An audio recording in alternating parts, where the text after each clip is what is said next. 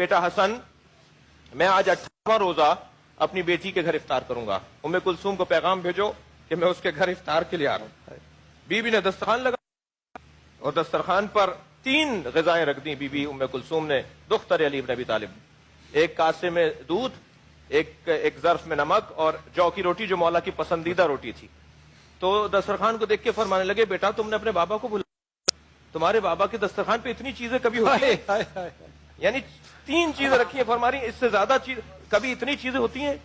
حضرت فرماتی ہیں کہ میں نے چاہا کہ نمک کو اٹھا لوں، بابا روٹی اور دودھ سے افطار کر لیں، تو فرمایا نہیں، دودھ اٹھا لو، اس لیے کہ اس کوفے میں بہت سے یتیم بچے ہیں جنہیں پینے کو دودھ نہیں ہے، اور آپ نے نمک سے اور جو کی روٹی سے افطار کیا۔ اور بیوی فرماتی ہے ساری رات میرے بابا حسب دستور مصلی عبادت پر جاگتے تھے، عبادت میں مصروف رہے، لیکن یہ رات کچھ عجیب تھی کہ ہر کچھ دیر کے بعد صحن خانہ میں آتے تھے اور آسمان کو دیکھتے تھے اور جیسے کسی کو تلاش کر رہے ہوں، اور پھر واپس چلے جاتے تھے۔ میں نے 2-3 مرتبہ کے بعد قریب جا کر سنا کہ بابا کیا کہہ رہے ہیں، کیا ہو رہا ہے، یہ آج بابا کا یہ کیا ڈھونڈ رہے ہیں بابا؟ تو ایک مرتبہ میں نے سنا کہ فرما رہے ہیں ہذہ اللیلۃ التی قد وعدت، یہی وہ رات ہے جس کا مجھ سے نبی نے وعدہ کیا تھا، علی وہ رات جس رات کے اختتام پہ تمہیں ضربت لگے گی۔ تو بیوی فرماتی ہے مجھے ایک تشویش ہوئی کہ ایک بیٹی ہے کہ بابا یہ کیا فرما رہے ہیں آپ؟ فرمانے لگے تمہارے نانا نے مجھ سے وعدہ کیا تھا کہ ایک ایسی رات آئے گی جس میں فلاں نشانیاں ہوں گی، اس رات کے اختتام پہ تمہارے سر پہ ضربت لگے گی۔ میں نے ان سے اتنا پوچھا تھا کیا اس وقت میں دین پر ہوں گا، میں ایمان پر ہوں گا، میں اللہ اور آپ کی اطاعت میں زندگی میری مکمل ہو رہی ہوگی؟ فرمایا علی تم کامل الایمان ہو گئے، تمہاری وجہ سے لوگ مومن ہو رہے ہوں گے، لہٰذا جب ضربت لگی ہے تو پہلا جملہ جو کہا ہے نا فزت ورب الکعبہ، اس کا ایک فلسفہ یہ ہے میں کامیاب ہو گیا، میں جو مجھے کہا گیا تھا میں اس تک آ گیا، جس منزل پر مجھے پہنچنا تھا میں وہاں تک پہنچ گیا۔ اور آپ ذرا تصور کریں ہمارے اگر کوئی پھانس چپ جائے، ہمارے یہاں کوئی چیز چپ جائے تو ہمارا بیان بدل جاتا ہے، ہمارا لہجہ بدل جاتا ہے، ہمارا موضوع بدل جاتا ہے۔ یہاں ضربت لگ رہی ہے اور فرما رہے ہیں میں کامیاب ہو گیا۔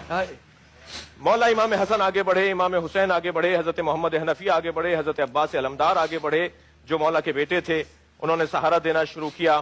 تو مولا امام حسن آپ کے سر پہ پٹی باندھ رہے تھے، تو وہ بابا کے سر پہ پٹی باندھ رہے ہیں کیونکہ سر کھل گیا تھا، اور آپ فرما رہے بیٹا پہلے یہ بتاؤ میری داڑھی پوری رنگین ہو گئی خون سے؟ فرمایا بابا آپ کی داڑھی خون سے رنگین ہو گئی؟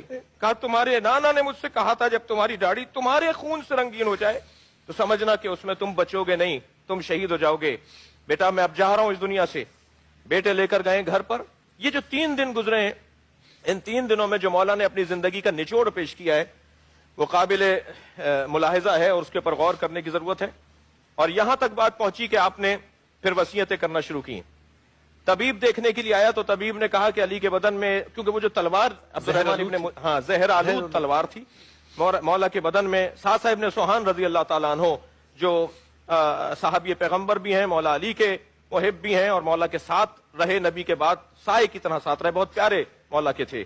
وہ فرماتے ہیں جب میں علی کے قریب گیا تو زرد رنگ کا رومال علی کے پیشانی پہ بندھا ہوا تھا، اس رومال میں اور علی کے بدن کے رنگ میں فرق نہیں تھا، یہ کیفیت علی کی ہو چکی تھی۔